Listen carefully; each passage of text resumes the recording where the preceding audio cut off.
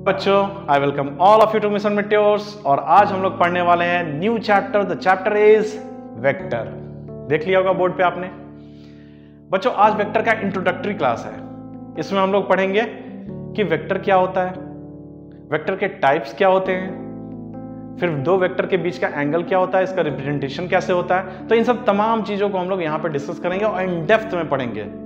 ठीक है, तो शुरू करते हैं। सबसे पहले समझते हैं बच्चों कि वेक्टर पढ़ने की जरूरत क्यों पड़ी। तो कोई भी फिजिकल क्वांटिटी, मैंने पिछले क्लास में बताया था बच्चों कि उसको n इंटू यू से रिप्रेजेंट करते हैं। n क्या होता है? Numerical value. u क्या होता है? यूनिट। जैसे मास को रिप्रेजेंट करना है तो 20 kg लिख सकते हैं मास को,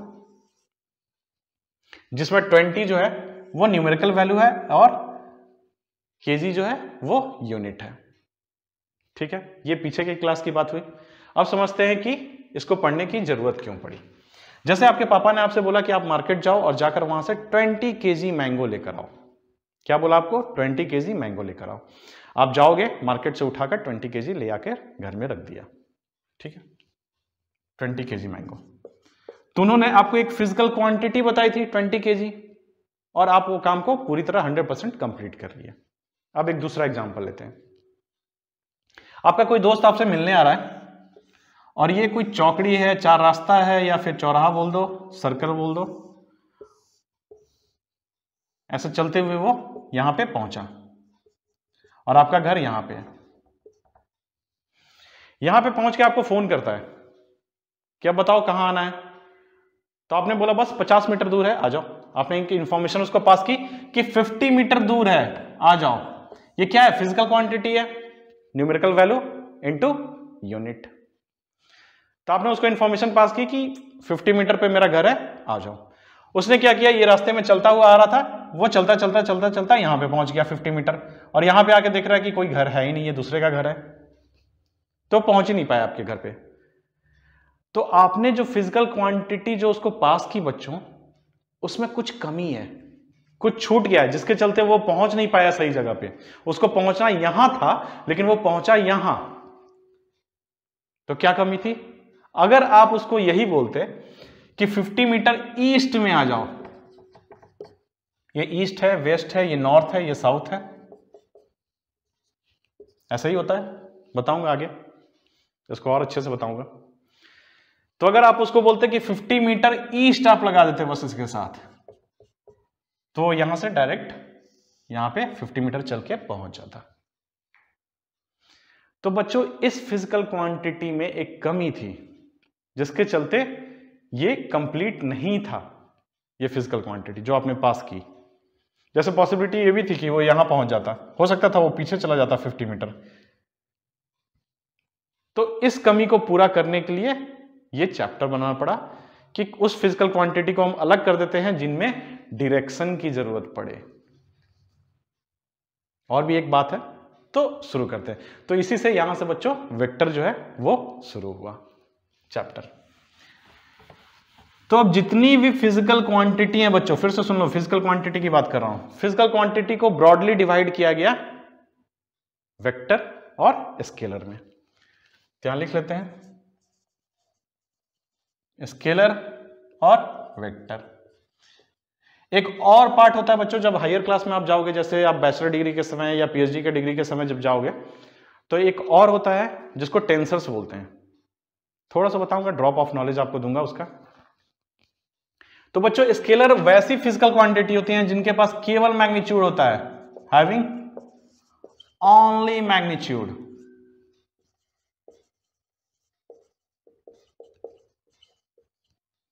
जैसे सपोज एग्जांपल, मास एक फिजिकल क्वांटिटी है, उसको रिप्रेजेंटेशन कैसे करते हैं बच्चों? n इंटू यू, ऐसा कर दिया हमने रिप्रेजेंटेशन। तो इसमें डायरेक्शन की जरूरत नहीं है। फिर टेम्परेचर 36 डिग्री सी, ऐसे, इसमें डायरेक्शन की जरूरत नहीं है। अब बच्चों, जैसे आपको बोला 20 kg लाने के लिए, फिर आपके सिस्टर को बोला 5 kg और लाने के लिए आपके पापा ने, तो टोटल घर में कितना आ गया बच्चों? 20 kg प्लस 5 kg, 25 kg। तो इस फिजिकल क्वांटिटी को डायरेक्ट समेशन हम कर सकते हैं, जैसे मैथ्स में करते हैं 20 + 5 = 25। ठीक है, डायरेक्ट समेशन हम कर सकते हैं, या सबट्रैक्ट जो करना होगा तो इसको डायरेक्ट कर सकते हैं। अब वेक्टर पढ़ते हैं बच्चों। वेक्टर में 3 कंडीशंस हैं जो ये फुलफिल करना चाहिए कोई फिजिकल क्वांटिटी, तभी वो वेक्टर क्वांटिटी है। पहला, उसके पास मैग्नीट्यूड होना चाहिए प्लस डायरेक्शन होना चाहिए प्लस वो vector law of addition follow करता हो, vector law of addition follow करता हो। अब ये क्या बोला है सर, ये बताओ आप बच्चों। जैसे मैंने आपसे बोला 50 मीटर ईस्ट, ठीक है, तो इसमें देखो मैग्नीट्यूड है 50 मीटर, मैग्नीट्यूड है 50 और डायरेक्शन भी है ईस्ट, ठीक है, और ये वेक्टर लॉ को फॉलो भी करेगा। कैसे बताता हूं, जैसे वो आपका दोस्त है, वो चलना शुरू किया, वो आपका दोस्त 3 किलोमीटर ईस्ट की तरफ चला। यहां पहुंचने के बाद बच्चों वो 4 किलोमीटर नॉर्थ चला, ऐसे किया। अब आपसे पूछा जाए कि उसका जो इनिशियल पॉइंट है और फाइनल पॉइंट, उसके बीच में डिस्टेंस क्या है और डायरेक्शन क्या है। तो डायरेक्शन बच्चों ये हुआ, ठीक है, और इसका मैग्नीट्यूड कितना हुआ, ये 4 किलोमीटर है, तो इसका मैग्नीट्यूड हो गया 5 किलोमीटर। पाइथागोरस थ्योरम से आपने इसको निकाल दिया। तो बच्चों क्या यहां पे हमने ऐसा किया, 3 किलोमीटर प्लस 4 किलोमीटर = 7 किलोमीटर होना चाहिए था, बट हमने यहां पे पाइथागोरस थ्योरम लगाया और यहां पे 5 किलोमीटर हमने निकाला। क्यों? क्योंकि इसके बीच का एंगल जो होता है वो बच्चों 90 डिग्री होता है। यहां पे वेक्टर समेशन किया, वेक्टर लॉ ऑफ एडिशन का जो है रूल हमने यहां पे फॉलो किया। इसको नॉर्मल जो ऐसा यहां पे हमने स्केलर क्वांटिटी के साथ किया था वो हम नहीं कर सकते हैं, दिस इज रॉन्ग। तो जो बच्चों जिसके पास डायरेक्शन हो, मैग्नीट्यूड हो और वेक्टर लॉ ऑफ एडिशन को फॉलो करता हो, वही क्वांटिटी जो है वेक्टर होगी, वेक्टर क्वांटिटी कहलाएगी। ठीक है, अब बच्चों मैं आपसे पूछता हूं, करंट, करंट कैसी क्वांटिटी है? जैसे ये करंट जो है हमेशा हाई पोटेंशियल से लो पोटेंशियल की तरफ फ्लो करता है, इलेक्ट्रिक करंट। तो ये जो है क्वांटिटी बच्चों ये स्केलर क्वांटिटी होती है। क्यों? इसके पास तो डायरेक्शन भी है, मैग्नीट्यूड भी है। जैसे यहां पे 3 एम्पियर का करंट इधर आया, 4 एम्पियर का करंट यहां से आया, तो यहां पे कितना करंट जाएगा? यहां पे जाएगा 3 + 4 7 एम्पियर। ये वेक्टर लॉ ऑफ एडिशन को फॉलो नहीं कर रहा है। इसके पास मैग्नीट्यूड भी है, डायरेक्शन भी है, but vector law of addition को ये फॉलो नहीं करता है। सपोज इसके बीच का जो एंगल अभी है थीटा, सपोज इसका एंगल बढ़ा के 90 कर दो,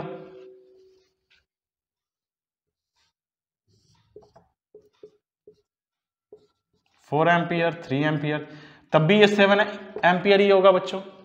4 + 3 करेंगे तो इस एंगल पर डिपेंड नहीं कर रहा है यहां पे, बट यहां पे ये एंगल पर डिपेंड करेगा। आपका जो रिजल्टेंट होगा वो वेक्टर लॉ ऑफ एडिशन में ये एंगल पर डिपेंड करेगा। ये मैं आगे पढ़ाऊंगा बच्चों, वेक्टर लॉ ऑफ एडिशन कैसे करते हैं। वहां पे ये एंगल जो होता है इस पर डिपेंड करता है। हमारा रिजल्टेंट जो ये 5 आया वो डिपेंड किया। यहाँ पे 90 डिग्री है, पाइथागोरस थ्योरम में आपने लगा दिया 3² + 4² का √5 आ गया यहाँ पे। बट यहाँ पे क्या आपने लगाया? नहीं लगाया। तो जिसके पास मैग्नीट्यूड है, डायरेक्शन है, जरूरी नहीं है कि वो वेक्टर होगा। फिर से बोल रहा हूं, जिसके पास मैग्नीट्यूड होगा, जिसके पास डायरेक्शन होगा, जरूरी नहीं है कि वो वेक्टर होगा। उसको ये फॉलो जरूर करना है, वेक्टर लॉ ऑफ एडिशन ये फॉलो जरूर करना है, तभी वो वेक्टर होगा क्वांटिटी, वो फिजिकल क्वांटिटी तभी वेक्टर होगी। समझ में आ गया?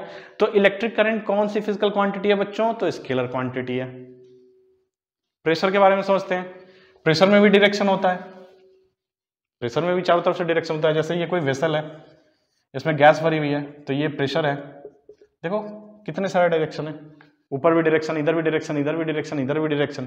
तो ये भी बच्चों स्केलर क्वांटिटी में आता है। प्रेशर हुआ, इलेक्ट्रिक करंट हुआ, इसके एग्जांपल्स हैं जो जिनके पास मैग्नीट्यूड होगा, डायरेक्शन होगा, बट वो वेक्टर लॉ को फॉलो नहीं करते हैं, एडिशन को, वो स्केलर क्वांटिटी होते हैं।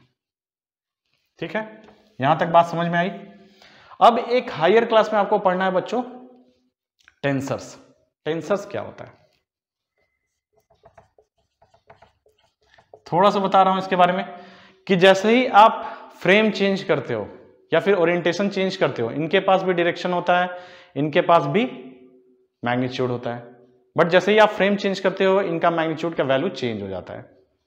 जैसे मोमेंट ऑफ इनर्शिया किसी रॉड का निकालना है इस एक्सिस के through which is going through the centre of mass of this rod, तो इसका जब आप निकालोगे मोमेंट ऑफ इनर्शिया तो ये आएगा ml² अपॉन 12। मास तो यही है रॉड का, लेंथ भी इसी रॉड का है, ये हुआ।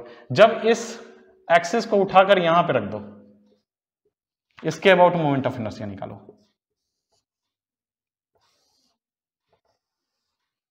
तब आएगा बच्चों ml² अपॉन 3। तो देखो मास वही है, लेंथ वही है, बट हमने एक्सिस को बस चेंज कर दिया, ओरिएंटेशन चेंज कर दिया, तो मैग्नीट्यूड जो है वो डिफरेंट हो गया। ये देखो मैग्नीट्यूड डिफरेंट हो गया है, तो उसको टेंसर्स बोलते हैं। जैसे इसके एग्जांपल्स होते हैं स्ट्रेस, मोमेंट ऑफ इनर्शिया, इसके एग्जांपल हैं। तो बच्चों एग्जांपल तो आप समझ गए, जैसे इसका मास, टेम्परेचर है, वेक्टर का एग्जांपल हो गया आपको डिस्प्लेसमेंट, फोर्स, एक्सेलरेशन, वेलोसिटी, ये सब जो है इसके एग्जांपल्स हैं वेक्टर के। और टेंसर्स का हुआ stress, this is not important for your IIT JEE NEET and board, just information दे रहा हूं। स्ट्रेस हुआ, फिर मोमेंट ऑफ इनर्शिया हुआ, ये सब टेंसर्स के एग्जांपल हैं। ठीक है बच्चों, मिटाता हूं मैं, आप नोट कर लिए होंगे। अब पढ़ते हैं बच्चों रिप्रेजेंटेशन ऑफ वेक्टर।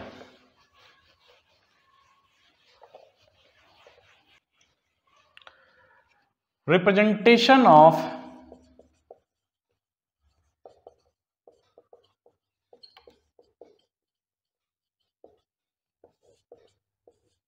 वेक्टर, किसी भी वेक्टर को रिप्रेजेंट करते हैं उसके मैग्नीट्यूड और उसके डायरेक्शन से। ये कोई रिप्रेजेंटेशन हुआ किसी फिजिकल क्वांटिटी जो वेक्टर है। अब इसका मैग्नीट्यूड जो है, ये लेंथ जो है बच्चों, ये मैग्नीट्यूड बताएगा, और ये जो एरो है वो डायरेक्शन बताएगा।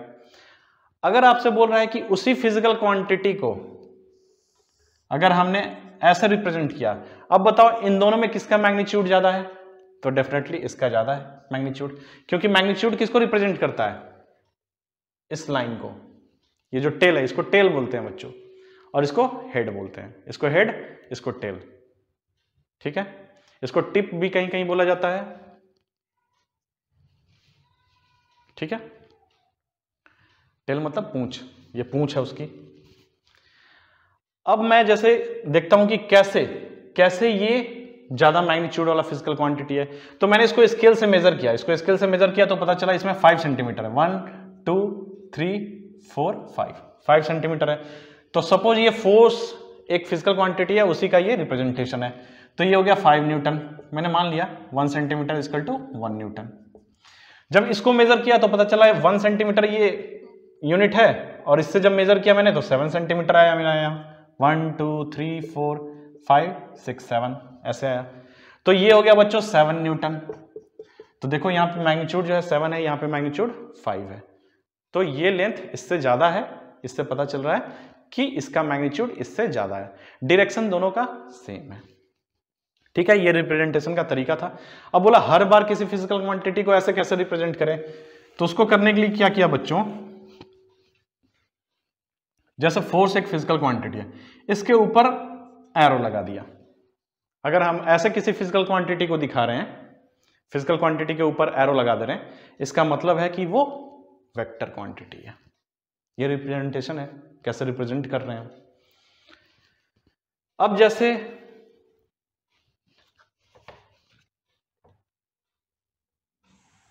ये कोई फिजिकल क्वांटिटी है, ये सपोज ए है और ये बी है। अब इसको लिखा कैसे जाए, तो इसको लिखने का तरीका है बच्चों, ए से बी ऐसे ऊपर लगा दो एरो का निशान।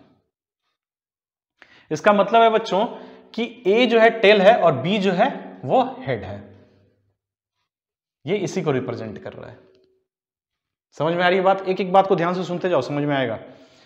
अगर बच्चों मैं इसको लिख दूं बी ए ऐसे, इसका क्या मतलब है कि बी टेल होना चाहिए और ए हेड होना चाहिए। इसका मतलब होगा कि हेड इधर आ जाएगा। ये रिप्रेजेंटेशन हुआ इसका। तब आपको समझ में आ गया कि बी किसको लिखना है, ए किसको लिखना है।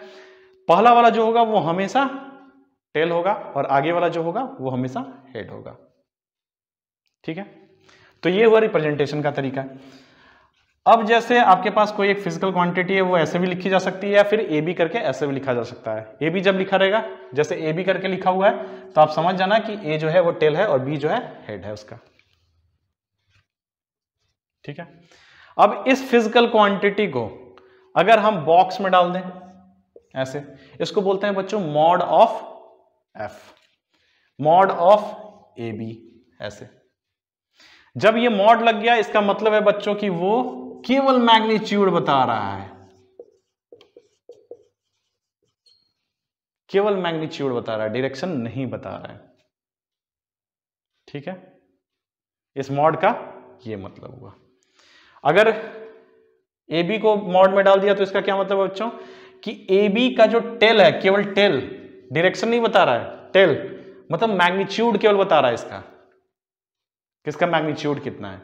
तो ये हुआ रिप्रेजेंटेशन ऑफ वेक्टर, कि वेक्टर को कैसे रिप्रेजेंट करते हैं। अब जैसे मैं आपसे एक क्वेश्चन पूछता हूं, ये कोई वेक्टर है और ये कोई वेक्टर है और ये कोई वेक्टर है, सब तीनों एक दूसरे के पैरेलल हैं। अब बताओ इसमें से कौन से, ये कोई वेक्टर है मान लिया सपोज P Q R। अब मैं आपसे पूछता हूं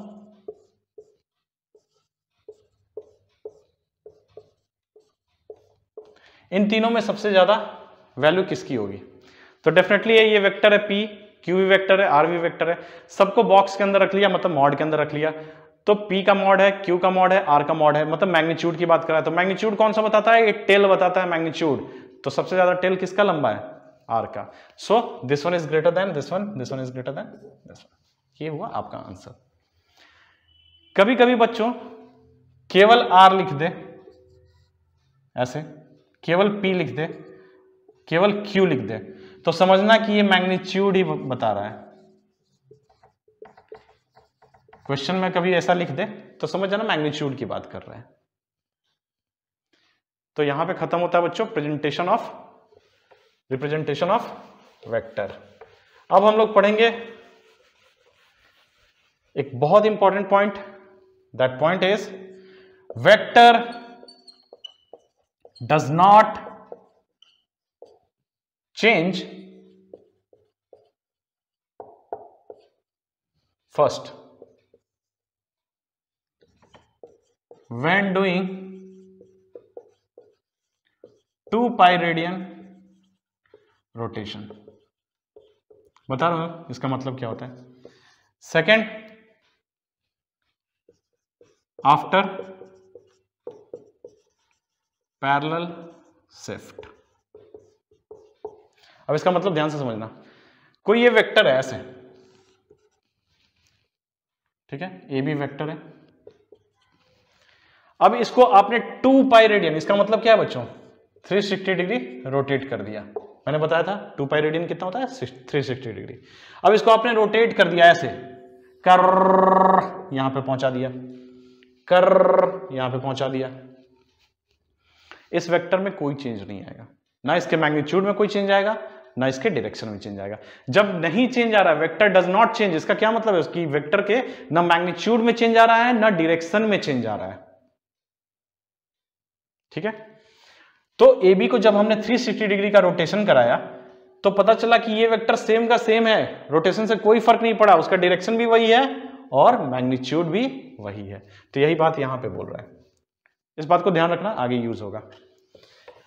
पैरेलल शिफ्ट का क्या मतलब है बच्चों, समझाता हूं। जैसे ये कोई XY ग्राफ है, यहां पे ये वेक्टर है जो 30 डिग्री एंगल बना रहा है, इसको आप उठाकर यहां रख दो, ऐसे पैरेलल शिफ्ट कराया आपने, इसका पैरेलल शिफ्ट कराया ऐसे, ये देखो यहां पे वेक्टर है, ट्यों यहां पे पहुंचा, यहां पे भी 30 डिग्री का एंगल बना रहा है, तो कोई चेंज आया इस वेक्टर में? नहीं आया। इस वेक्टर को पैरेलल शिफ्ट इधर करो, ट्यों ऐसे कर दिया, यहां पे 30 डिग्री, कोई चेंज आया? नहीं आया। इसी का पैरेलल शिफ्ट आगे की तरफ कर दो ऐसे, इसको भी पैरेलल शिफ्ट ही बोलेंगे, जो फॉरवर्ड और आफ्ट करेंगे हम शिफ्टिंग, ये भी 30 डिग्री, कोई चेंजेस आया? नहीं आया। फिर इसको नीचे आया, पैरेलल शिफ्ट कर दिए, कहीं भी पैरेलल शिफ्ट कर दो बच्चों 30 डिग्री, इसको पीछे की तरफ लाए, ये वाले को यहां पे, तो अगर हम किसी वेक्टर को पैरेलल शिफ्ट करते हैं तो उसमें कोई चेंज नहीं आता है, वो वेक्टर वही होता है, ना उसके मैग्नीट्यूड में चेंज आता है ना उसके डायरेक्शन में चेंज आता है। जब मैग्नीट्यूड और डायरेक्शन चेंज होगा ही नहीं तो वेक्टर कहां से चेंज होगा? सेम वेक्टर होगा। तो बच्चों ये पैरेलल शिफ्ट जो है हमेशा हम लोग देखेंगे कि ये पैरेलल शिफ्ट हम लोग कैसे करते हैं, ये हमेशा तुमको दिखेगा। This is very very important, यहां स्टार लगा दो, एस्ट्रिक मार्क लगा लो यहां पे कि after parallel shift vector does not change. ये मैं आपको एडिशन में भी दिखाऊंगा, ठीक है? समझ में आया ये चीज? चलो अब बच्चों एक और इंपॉर्टेंट पॉइंट है, वो भी समझ लो, बहुत इंपॉर्टेंट है बच्चों, ध्यान देना। ये हुआ east, north, south, west. Geography थोड़ी बहुत पढ़ी होगी, एटलस आपने देखा होगा, एटलस में कैसा होता है? ऐसे ही होता है, कोई भी मैप आप देखोगे तो ईस्ट यही होता है, वेस्ट यही होता है, नॉर्थ यही होता है, साउथ यही होता है, ठीक है? इसके बीच का जो एंगल होता है बच्चों 45 डिग्री पे, ये एग्जैक्टली 90 डिग्री है, तो 45 डिग्री के एंगल पे नॉर्थ ईस्ट इसको बोला जाता है, इसको नॉर्थ वेस्ट, ये भी 45 डिग्री एंगल, इसको साउथ वेस्ट 45 डिग्री एंगल, इसको साउथ ईस्ट, ये भी 45 डिग्री एंगल।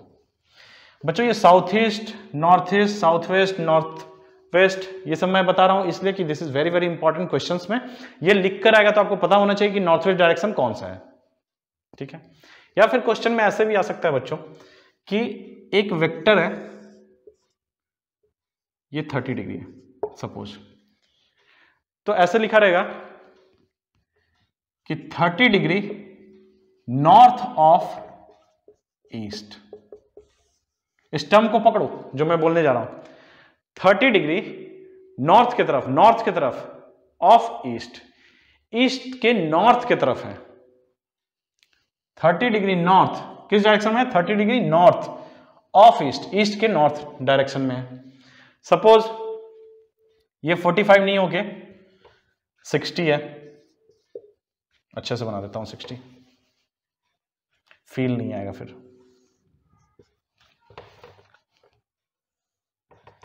ये 60 डिग्री है, ये कोई वेक्टर है, तो इसको कैसे लिखेंगे? 60 degree south of west, south of west. कहां जाना है? 60 डिग्री साउथ की तरफ, यहां से 60 डिग्री साउथ की तरफ ऑफ वेस्ट, मतलब वेस्ट के साउथ में जाना है 60 डिग्री, ठीक है? तो ये बच्चों ये बहुत ध्यान देना है इस बात पे, जैसे मैं आपको कुछ क्वेश्चंस बोलता हूं और कराता हूं। यहां पे ये नॉर्थ, ये ईस्ट, ये नॉर्थ, ये वेस्ट, ये साउथ। जीसस की तरह इसको रख देना ऐसे, शाहरुख खान वाला स्टाइल, ऐसा रख देना बच्चों। तो ये जो ईस्ट है ये हमेशा लेफ्ट में, याद रखना, लेफ्ट ईस्ट, लेफ्ट ईस्ट, ऐसे याद कर लो, फिर अपने आप याद हो जाएगा। ईस्ट के अपोजिट वेस्ट होता है और हेड जो है वो नॉर्थ की तरफ है, ठीक है? ये कोई वेक्टर है, यहां पे दे दिया 25। अब मैं इसको लिख रहा हूं बच्चों, 25 डिग्री नॉर्थ ऑफ ईस्ट, या फिर मैं लिख रहा हूं 65 डिग्री ईस्ट ऑफ नॉर्थ। इन दोनों में से कौन सा सही है? इन दोनों में से दोनों सही है। देखो 25 डिग्री नॉर्थ की तरफ जाना है, ऑफ ईस्ट, ईस्ट के नॉर्थ की तरफ जाना है, तो 25 डिग्री नॉर्थ ऑफ ईस्ट। अब ये एंगल कितना है? 65 डिग्री है। 90 - 25 = 65। तो हम बोल सकते हैं 65 degree east of north, north के ईस्ट में है। ठीक है, तो इस तरह से क्वेश्चंस में आएगा, इसलिए this is also important.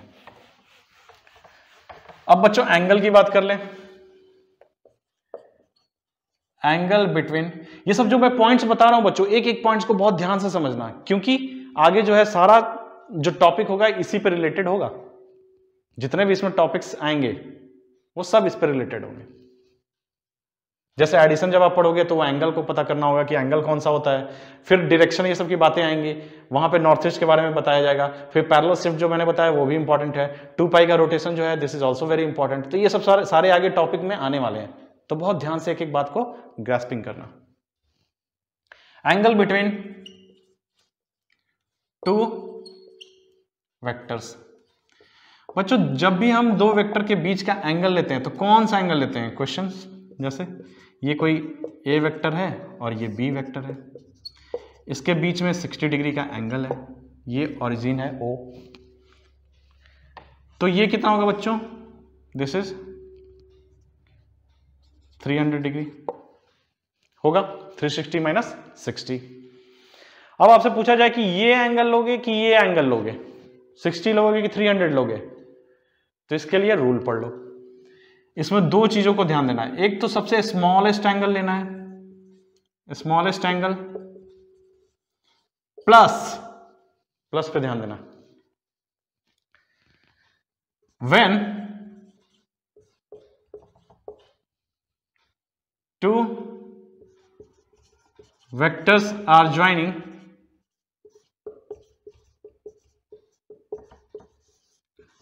tail to tail,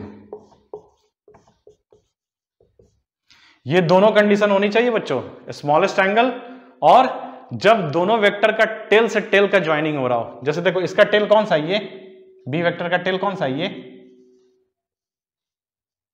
और ए वेक्टर का टेल कौन सा है? ये, तो ज्वाइनिंग हो रहा है दोनों का टेल।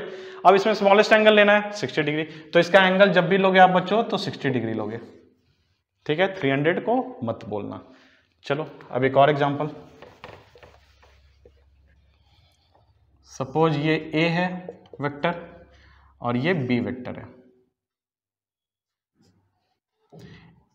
यहां पे एंगल दिया हुआ है 30 डिग्री सपोज दिया हुआ है। अब बताओ ये एंगल ले, क्या एंगल होगा इसका? कि ये एंगल ले 330, कौन सा ले? बच्चों स्मॉलेस्ट एंगल तो ले लिया हमने 30 डिग्री, बट क्या यहां टेल से टेल ज्वाइनिंग कर रहा है? ये देखना बहुत जरूरी है। तो यहां टेल से टेल ज्वाइनिंग हो रहा है? नहीं, इसका हेड है, देखो यहां हेड है, ये बी जो वेक्टर है इसका हेड है यहां पे, और ए का टेल है, दोनों का टेल होना चाहिए। तो हम क्या कर सकते हैं यहां पे? पैरेलल शिफ्ट, याद करो पैरेलल शिफ्ट बताया था मैंने अभी। तो ये हुआ ए वेक्टर और इसका पैरेलल शिफ्ट कर दिया बच्चों ऐसे, वी वेक्टर को उठाया यहां से, ऐसे उठाया और ऐसे यहां पे पैरेलल शिफ्ट कर दिया। समझ में आई बात? तो ये एंगल 30 होगा बच्चों, तो ये एंगल कौन सा होगा? 150। ऑब्वियस ही बात है, इसी का शिफ्टिंग किया यहां पे, ये 30 था, ये वेक्टर था ना, इसी का शिफ्टिंग यहां से यहां कर दिया। अब देखो टेल से टेल भी ज्वाइनिंग हो रही है, अब स्मॉलेस्ट एंगल लेना है तो इसको भूल जाओ, शिफ्टिंग हो चुकी है इसकी। तो ये एंगल कितना होगा? 360 - 150 = 210। अब इन दोनों से कौन सा एंगल लेना है? तो स्मॉलेस्ट वाला 150। समझ में आया? तो यहां पे एंगल होगा बच्चों 150। अब इससे एक चीज पता चली हमें बच्चों कि ये जो एंगल होगा हमेशा 180 डिग्री से छोटा और 0 डिग्री से बड़ा या उसके बराबर होगा, 180 के बराबर भी हो सकता है। जैसे ये कोई एक वेक्टर क्वांटिटी है और ये वेक्टर क्वांटिटी है, यहाँ पे ओरिजिन है O। अब इन दोनों के बीच का एंगल क्या होगा? तो इन दोनों के बीच का एंगल 180 होगा। कैसे? क्योंकि दोनों का टेल ज्वाइनिंग कर रहा है। सबसे पहले क्या चेक करना है कि टेल ज्वाइनिंग हो रहा है कि नहीं हो रहा है। उसके बाद स्मॉलेस्ट एंगल, तो स्मॉलेस्ट एंगल यहाँ पे 180 होगा। तो 180 के बराबर भी हो सकता है और 0 के भी बराबर हो सकता है। जैसे दो ऐसे ही एक दूसरे के ऊपर है, ऐसे बना रहा हूं इसी के ऊपर, तो इन दोनों के बीच का एंगल कितना होगा? 0। टेल से टेल का ज्वाइनिंग भी हो रहा है और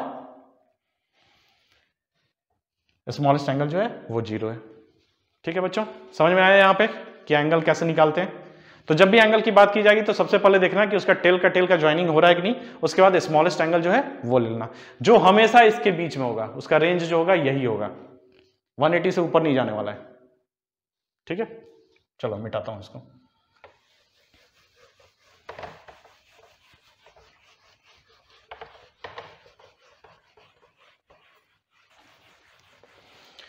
अब पढ़ते हैं types of vector.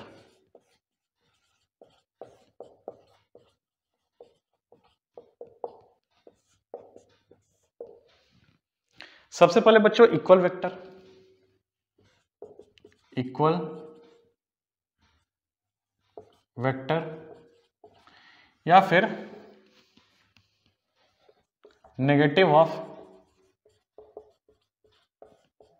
A vector.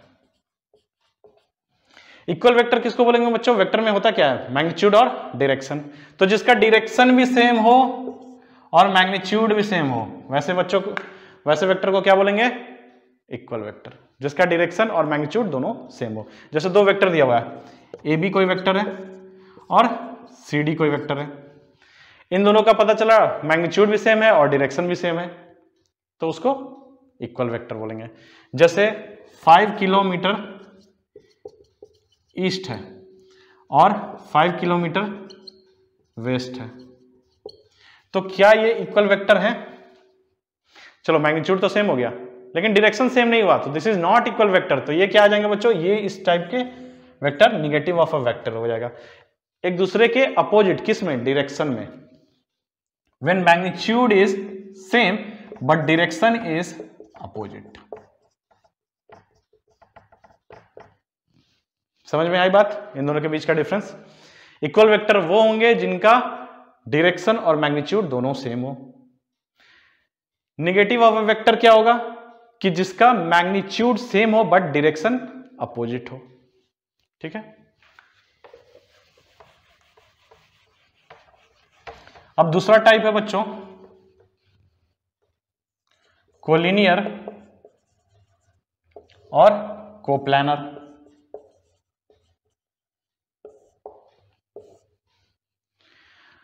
बच्चों कोलिनियर का क्या मतलब होता है? हम लोग 10th क्लास में ऑलरेडी पढ़े हुए हैं। 3 पॉइंट्स कोलिनियर कब होंगे? जब वो एक लाइन पे होंगे।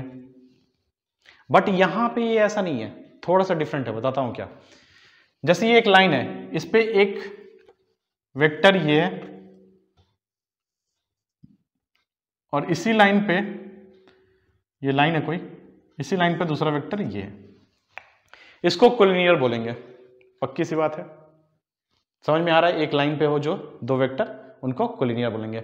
उनका मैग्नीट्यूड क्या है उस पर कोई मतलब नहीं है, जो मैग्नीट्यूड है उससे कोई मतलब नहीं है। अब दूसरा क्या है? डायरेक्शन। डायरेक्शन की बात कर लेते हैं। डायरेक्शन दोनों का सेम होना चाहिए या फिर एग्जैक्टली अपोजिट होना चाहिए। इसका क्या मतलब है? कि दोनों के बीच का एंगल जो है थीटा वो 0 होना चाहिए या फिर थीटा 180 डिग्री होना चाहिए। ऐसा होना चाहिए या फिर ऐसे है कोई, और ये देखो कोलिनियर है, एक लाइन पे है, बोल सकते हैं। मतलब मैग्नीट्यूड कुछ भी हो, एंगल जो होगा 0 डिग्री होगा या फिर 180 डिग्री होगा, ऐसे को कोलिनियर बोलेंगे। कोलिनियर में दो पॉसिबिलिटी आएंगे बच्चों। एक पॉसिबिलिटी होगा पैरेलल और एक होगा एंटी पैरेलल। पैरेलल वेक्टर और दूसरा होगा एंटी पैरेलल।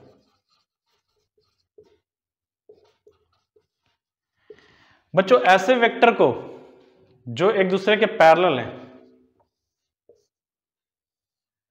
इनको कोलिनियर बोल सकते हैं क्या? सोचो थोड़ा सा, पैरेलल शिफ्ट के बारे में सोचो। इसका मैंने पैरेलल शिफ्ट उठा के कर दिया यहां पे, ये जैसे कोई वेक्टर है, इसका पैरेलल शिफ्ट कर दिया मैंने उठा के यहां पे। क्या पैरेलल शिफ्ट करने के बाद वेक्टर चेंज होते हैं? नहीं चेंज होते हैं। तो ये एक लाइन में तो आ ही गए बच्चों।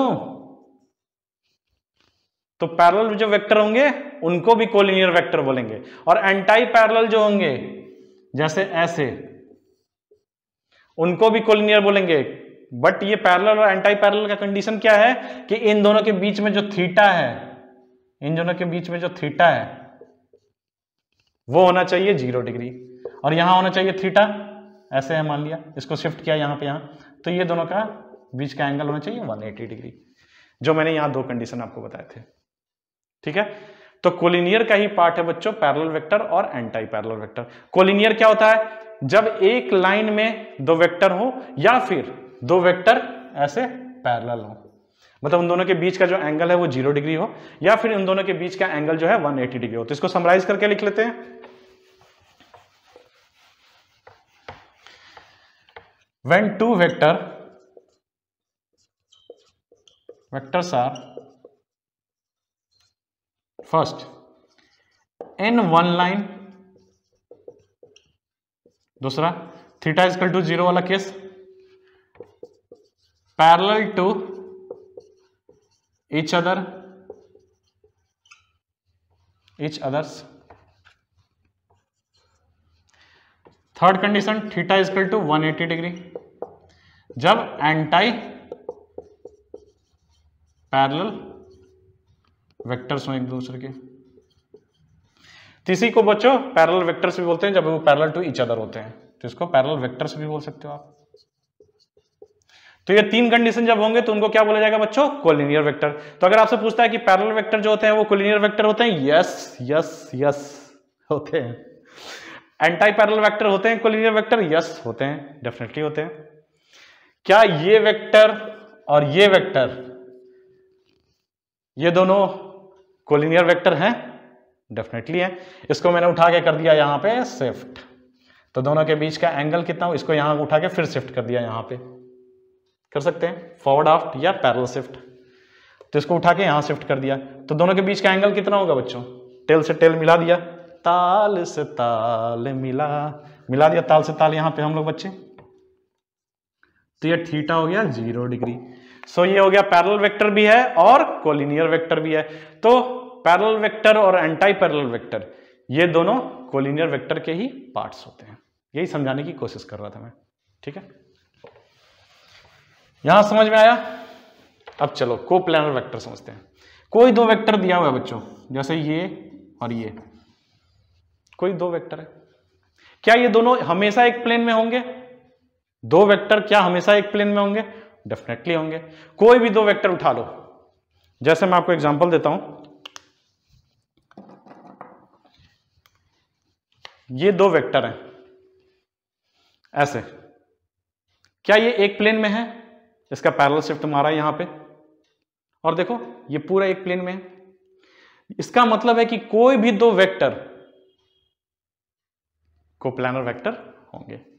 जैसे ये दोनों है, इन दोनों को एक प्लेन में ले लो, या फिर ऐसे है दो, कोई भी दो उठा लो, तो ये एक प्लेन हुआ, इसको नीचे लाया ये भी एक प्लेन हुआ, इसको नीचे लाया ये भी एक प्लेन हुआ।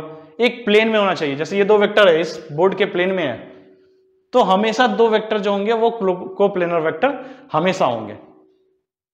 बात समझ में आई? दो वेक्टर कोप्लेनर हमेशा होंगे। ठीक है, अब तीसरे वेक्टर की बात कर देते हैं। एक तीसरे को घुसा देते हैं यहां पे, तीसरा वेक्टर ये लगा दिया हमने।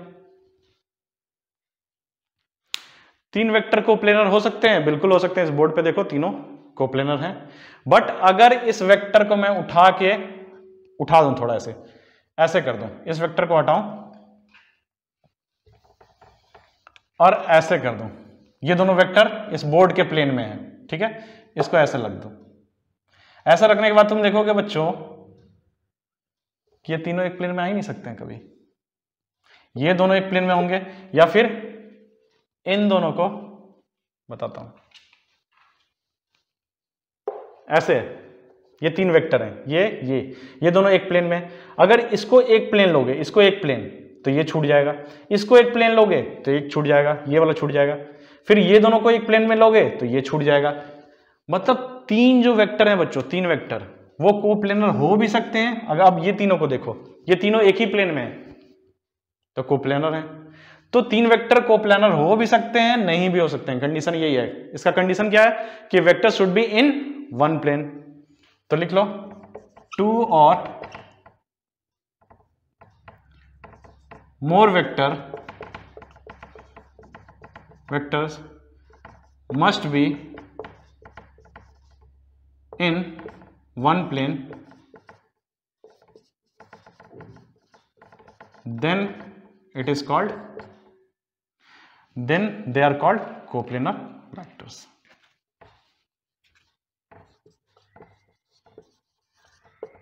They are called coplanar vectors. समझ में आई बात? Collinear coplanar. ठीक है, चलो मिटाता हूं इसको। अब जो पढ़ने जा रहे हैं बच्चों वो बहुत इंपॉर्टेंट है। अब पढ़ते हैं यूनिट वेक्टर और नल वेक्टर।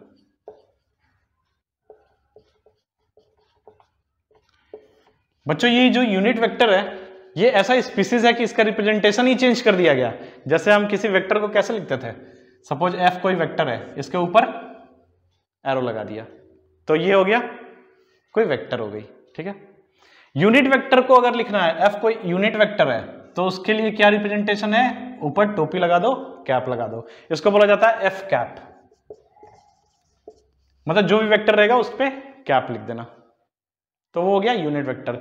मतलब अगर ऐसा वेक्टर आपको कहीं भी दिखता है बच्चों जिसके ऊपर टोपी लगी हुई है, जिसके ऊपर कैप लगा हो, समझ जाना वो वेक्टर यूनिट वेक्टर है। इसका क्या काम है बच्चों बताता हूं। ये केवल डायरेक्शन बताने के लिए यूज होता है।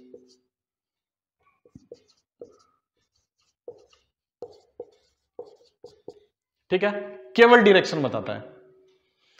अब बच्चों इसका मैग्नीट्यूड की बात कर लेते हैं। इसका मतलब है ये कोई वेक्टर है तो इसमें मैग्नीट्यूड होगा और डायरेक्शन होगा। तो ये डायरेक्शन तो होगा इसमें, और वही जो डायरेक्शन होगा वो बताने के लिए इसका यूज होता है। इसका यूज बता रहा हूं, इसमें जो डायरेक्शन होता है इसका, वही इसका यूजफुल पार्ट है। इसका जो मैग्नीट्यूड होता है वो 1 होता है, दैट इज यूनिटी, और इसका कोई इंपैक्ट नहीं होता है किसी भी वेक्टर के साथ ये आता है। तो क्यों? इसका रीजन है, बताता हूं क्यों। कोई भी वेक्टर के साथ जब ये आएगा तो इसके पास अगर मैग्नीट्यूड 1 है तो 1 से मल्टीप्लाई होगा तो क्या होगा, कोई इफेक्ट पड़ेगा? किसी नंबर में 1 से मल्टीप्लाई करोगे तो कोई इफेक्ट पड़ेगा? नहीं पड़ेगा। तो मैग्नीट्यूड का तो कोई मतलब ही नहीं है इसका, इसके मैग्नीट्यूड का कोई मतलब ही नहीं है। जो भी मतलब है इसके डायरेक्शन का। तो ये जब भी कहीं आएगा बच्चों तो समझ जाना डायरेक्शन बताने के लिए आ रहा है। किस लिए आ रहा है? डायरेक्शन बताने के लिए आ रहा है। ठीक है, अब हम जानते हैं कि कोई भी वेक्टर क्वांटिटी जो होती है उसमें मैग्नीट्यूड होती है और डायरेक्शन होती है। तो क्या हम ऐसा लिख सकते हैं, ये हो गया इसका मैग्नीट्यूड, हो गया मैग्नीट्यूड, डब्बे में रख दिया मॉड में, तो ये मैग्नीट्यूड हो गया। अब अगर एफ कैप से हम इसको मल्टीप्लाई कर दें तो ये डायरेक्शन है जो बता रहा है और ये मैग्नीट्यूड है। आप बोलोगे सर इसमें तो मैग्नीट्यूड 1 है, तो 1 इससे मल्टीप्लाई होगा तो बच्चों कोई इंपैक्ट देगा? कोई इंपैक्ट नहीं देगा। तो ये क्या बता रहा है, केवल इसके डायरेक्शन का भी यूज होगा। क्यों डायरेक्शन का यूज होगा, ये हम क्रॉस प्रोडक्ट और डॉट प्रोडक्ट में पढ़ेंगे। ठीक है, तो ये केवल डायरेक्शन का इसका यूज होने वाला है यहां पे।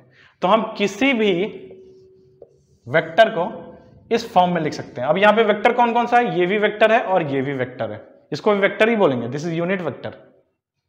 ठीक है, और ये मैग्नीट्यूड है, इसके पास कोई डायरेक्शन नहीं है। तो कोई मैग्नीट्यूड को अगर किसी वेक्टर से मल्टीप्लाई किए तो वेक्टर ही आना चाहिए।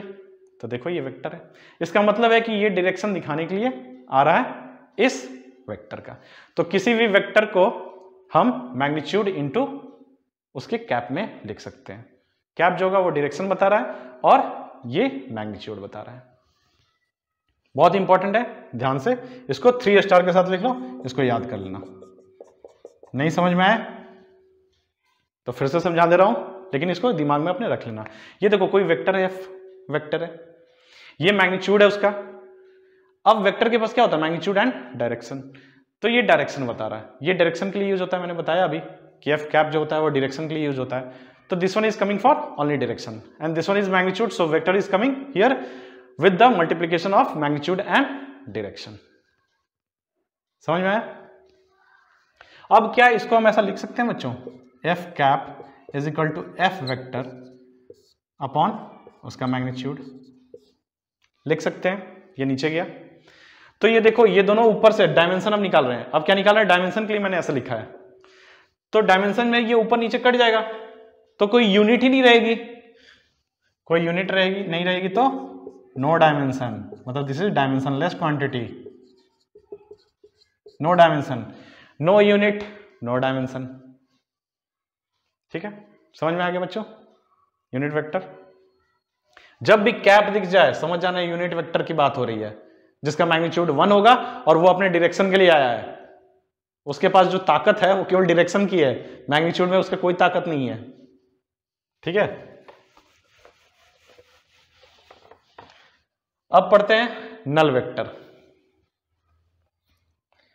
बच्चों नल वेक्टर को ऐसे रिप्रेजेंट करते हैं, किसी भी वेक्टर को कैसे रिप्रेजेंट करते हैं, उसके ऊपर एरो लगा देते हैं।